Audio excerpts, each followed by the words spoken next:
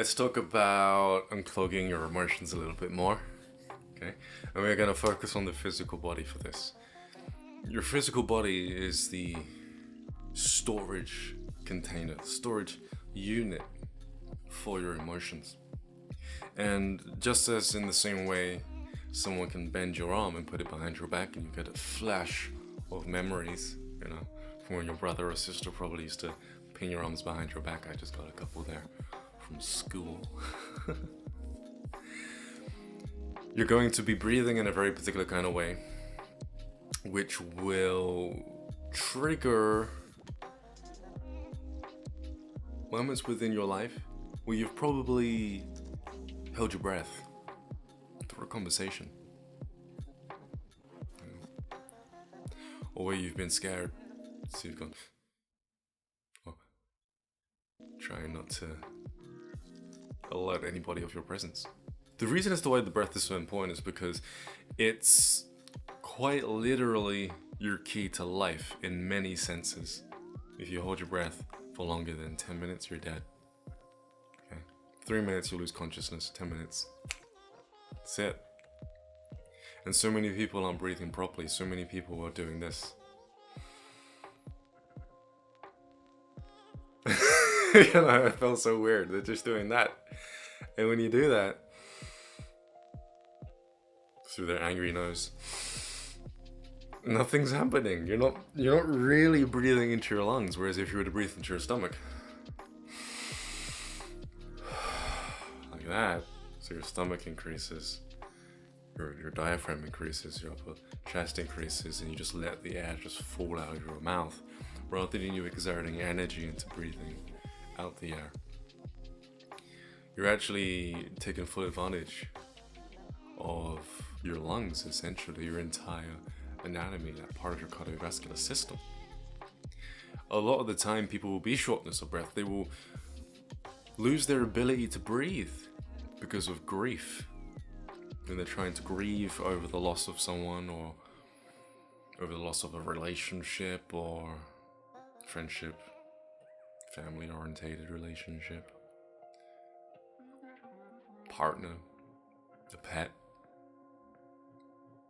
They don't fully grieve. They don't sit with their emotions. Life demands too much of them for them to do such a thing, and so they break or interrupt the grieving process, which stops them from fully relaxing into their body and breathing properly. And so I've written down on this piece of paper all these ways at which somebody can involuntarily or deliberately just choose to stop the grieving process, and how doing such a thing can actually inhibit your ability to breathe and to actually experience the body properly, fully, to utilize it properly in order to breathe in fresh oxygen and to feel life flood within their veins.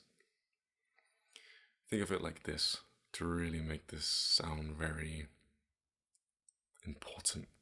I'm looking at a dog right now, a German Shepherd with his 2 owners. Did you know that a dog, if his or her owner dies, they'll actually die of grief, of a broken heart? It is said that grief is the #1 killer in the world, because people don't learn how to process the grief, especially if they're males. They're told to hold it all in or to suppress it.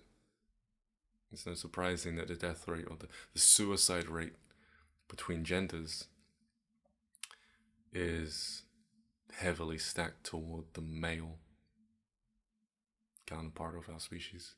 So before I go into teaching you guys how to do a specific breath exercise in order to track these traumas, to track the impact that they've had on your system, and thereby be able to actually deal with them correctively, thus allowing you to breathe properly again after all these years. Let me just go into grief real quick. So grief can be explained in 5 stages. You got denial, anger, bargaining, depression, and acceptance. And so denial, that didn't happen to me. She's still alive. got kind of dark. Anger, probably imagine what that looks like. Bargaining, I could stay in my house a little longer.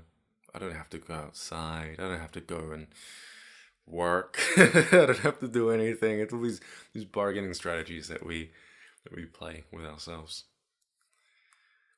And depression is when we just sink into the fact that we probably aren't capable at this present point of time of doing anything because we're so consumed by our thoughts.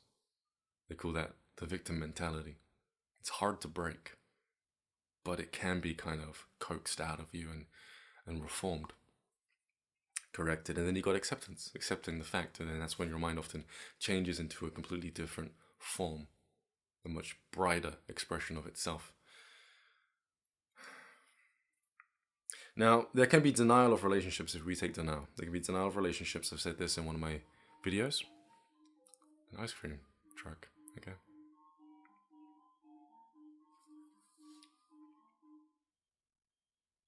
In one of my videos, I mentioned as to how denial can be spread across many facets of life. For example, denial of relationships. This relationship isn't over. Or I know that in the future we're going to be together. That kind of thought process. It's over. It's probably not going to happen. Okay? And so the denial comes in a lot. There's denial of family feuds. Maybe the parent thinks that they did a really good job. They probably didn't do such a good job. Speaking from my own experience, my father is like this, unfortunately. Yeah. And then there's denial of friends. My friends are okay. Yeah, they don't believe in my dreams. They don't encourage me, They might swear at me every now and then and call me names and be a bit racist, but it's okay. They're just friends. I'm not quite willing to separate myself from these toxic people just yet because they're really okay. It's denial. Denial of circumstances, so circumstantial denial. Thinking that your situation is great when it probably needs a tune-up. And then there's denial of oneself. Yeah. Denial of oneself. Denying yourself the privilege of being yourself in front of people. Denying yourself happiness. Denying yourself good food because you probably don't see it for yourself to be healthy in the future. There's so many ways of denying yourself things, denying yourself money. There's a lot of issues around making money when it comes to the mentality. A lot of people want to become self-employed and yet they can't because they have all these issues toward making money. They feel guilty and so forth. Or they feel like they're not worthy enough. It comes up a lot. And so, you can use anger for all of these things too. Anger within a relationship. You're getting angry or frustrated within a specific stage within your relationship. And that's how I want you to look at it. Look at grief like a process, and life is one giant grieving process. And depending on where you get off will depend on your quality of life and your interactions, the quality of the interactions that you have with people. And so there's anger within relationships. Why isn't this working out? Why are you like this? Why? And it's just why? Anger, frustration. You get stuck at that state. You enter a relationship. You're going to be like that within another relationship. So you become toxic. And then it just builds and builds and builds. And your relationships get worse and worse and worse. And there's anger between family members. Christmas time. They all agree on a specific budget. You decide to buy a bike instead of a pair of socks. Everyone's yelling at you. And then all of a sudden all this other stuff comes up. Unresolved traumas within the family. Unresolved issues. And then you've got anger between friends. Wow, how many friendships have broken up? Have ended because of anger between two fellow buddies at one point. Yeah. Frustration or anger towards your circumstance, not being where you want to be in life. And then there's anger towards oneself, judging the self, judging your personality, regret, hating what you've done within the past. Very toxic things that you need to get out of yourself. And so the more efficient your ability to grieve, the less of these experiences you end up experiencing in life. It's pretty cool. And then you go bargaining. Bargaining between relationships. This is... I'll leave that up to your imagination. Bargaining between family. Can I have some money? You don't really need it though, do you? You know? You can stay here, it's okay. It's just leave that up to your imagination. And then you got bargaining within friendships. That's probably really bad. That's something I have to touch on. Let's try it once. You only live once, you know? Let's try it. Have a puff. Have a drink. Come out with us. You're depressed? Don't worry about it. Take this pill. Bargaining. You can really lose yourself with this aspect of one's life.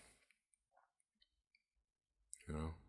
And it's a part of grief, the grieving process, because maybe you don't want to go out with your friends. Maybe you're in something and really you need support. And yet, your friends don't know how to grieve with you because they haven't been taught either.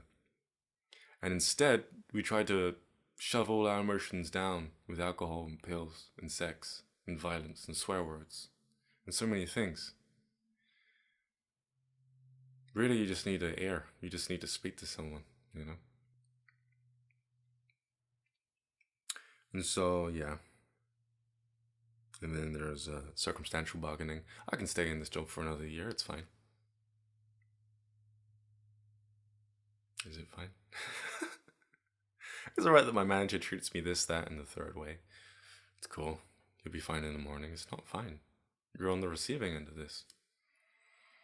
And then you got bargaining of oneself. I'll do it tomorrow. I'll do it next year. I'll do it next week. It's okay. No, you're putting things off.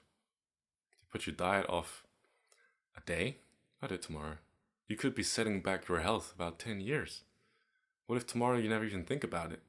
And the next day and the next month you meet someone and you end up riding their wave when it comes to their dietary standards. What happened to your original plan? You know? And so then there's depression. Depression within relationships. You know, you feel stuck. You don't quite know what to do. I'm going to go through this pretty quickly now. Depression of family. Again, you're trying to do the same things that usually bring you all joy. You're making the same dishes of food, celebrations and so forth, yet you're not quite getting that family spark that you used to because you're not actually resolving family feuds. It's depression within friendships, pretty much the same thing. Depression within circumstances. Situation sucks. Kind of wallow within that victim mentality. Depression within oneself. I'm not good enough. I'm not this. I'm not that. Why did it have to be me? Why do I have to do this? Why did I say that? You know, this is all my fault. Victim mentality. Which is why, you know, if you heal victim mentality, you get none of this. None of these problems, which is great. I highly recommend, again, buying this book. It just gives you... Not everything I'm saying here is in the book. Everything that I'm saying here comes of me doing the practices in the book, along with my own, along with me adding my own awareness to what he's saying. You know, because sometimes someone can say something, and it will remind you of a certain chapter of your life, and it just resonates. It just makes sense. And so I'm putting all these videos together based on how I can relate to what he's saying and what's coming of the practices that he's teaching, which he also got, by the way, from a whole bunch of immortals. Don't believe me? Check it out. And then there's acceptance. Acceptance of your relationships, where you're at, and you can build something new or you can move on. It's entirely up to you. You got the acceptance of family relations, pretty much the same thing. Acceptance of friendships, acceptance of your circumstance, and acceptance of oneself. You see how that all pans out, right? And so we all get stuck within the grieving process within these different areas of our lives. And because we don't deal with it, because we're not feeling on purpose, we're not able to process out the emotions and come to a sense of stability within our emotional state and our mental state. These exercises are designed to do that for you. You know, this is where the value really comes in doing this stuff. Not just the astral projection and the telepathy and seeing weird things, speaking to entities and angels and Jesus and God. but it's your life. It's what comes of these practices. Peace, essentially. And so let's go into the unclogging of the lungs. This is how you do it. How much time do I have left? I have some time. Yeah, I have time. Take a deep breath in through your nose, into your stomach. Expand the diaphragm and then the upper portion of the chest. Relax, open your mouth, and just let the air go. Okay? Do it with me. You can do it 3 times.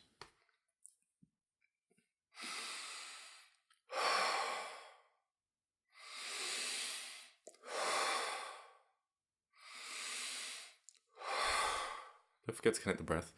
Whoa, lightheaded. Make that motion. It helps to smooth out the breath. Now, if you did that and it sounded like this, congratulations, you did a very good job. But if you did it and it sounded like this,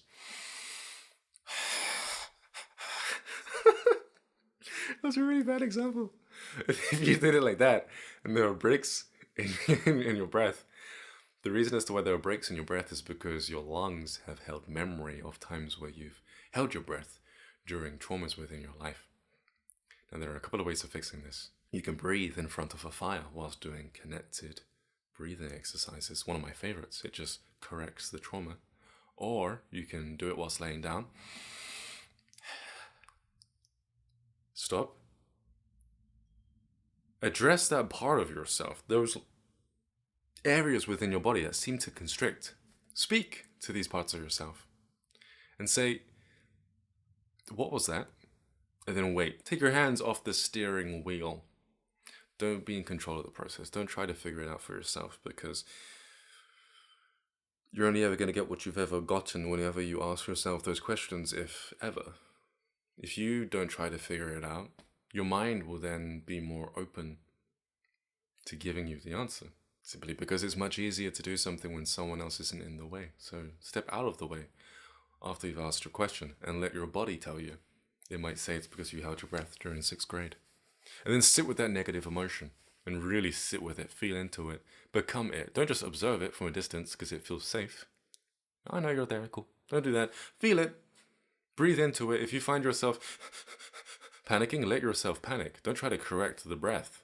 Let yourself panic. Because whilst you let yourself panic and you lean into that heightened state of emotion, not adding to the hyperactive state, but just bringing it up and going along with how you feel, eventually you can only think, oh crap, I'm dying so long, you know? Eventually you're going to be like, okay, this isn't actually that bad, and your mind will change. And then the pattern will fix itself, and you'll notice yourself breathing better. Then, do it again. Breathe in through your nose. So just then I had a little, which I just contracted during this talk, because just thinking about being anxious makes me feel anxious, because it makes my body feel like that is happening to me right now. It's not. So I'm actually going to do this on camera. Let's feel into it. Now I'm noticing the fact that I'm checking my environment. Everything needs to be a certain way. I need to be safe.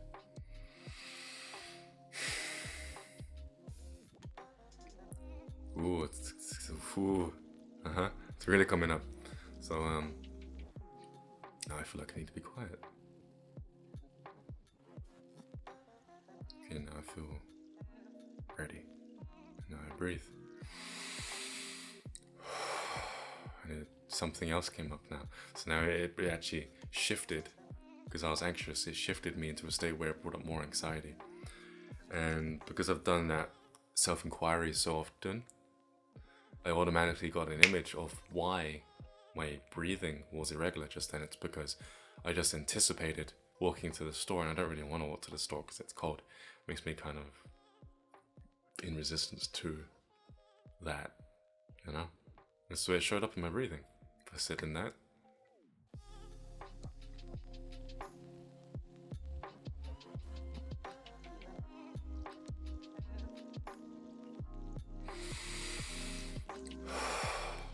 see how smooth that was? So it's corrected. That's what I want you to do. And I want you to do this whilst laying down in your bed. If you can do it in the bath, It's brilliant, because you might have a hard time breathing. It should trigger a whole bunch of uncomfortable patterns within your breath, which, if asked correctly, the right questions, you'll get flashes and images of the past, sit in those emotions. I'm Ryan Jesse Ryan, James Crook. Wait a second, shall I continue? What do we have left? Oh wait, there's more! There's dance. Try this out. Whoa, that was scary, because I have a scar here. I shouldn't be moving like that, I'll ruin my healing process. Okay, let's try something else. One arm, just as scary. Oh, there we go. Move it out. Okay? If you try to do stuff like that and you can't, if you can't really move, then it's probably because a part of you is in resistance to moving like that. Did you ever try to dance at a nightclub and have somebody judge you, or look at you, or be envious or angry at the fact that you're dancing with someone who's attractive? And so you kind of lock up. It gets stuck in the body.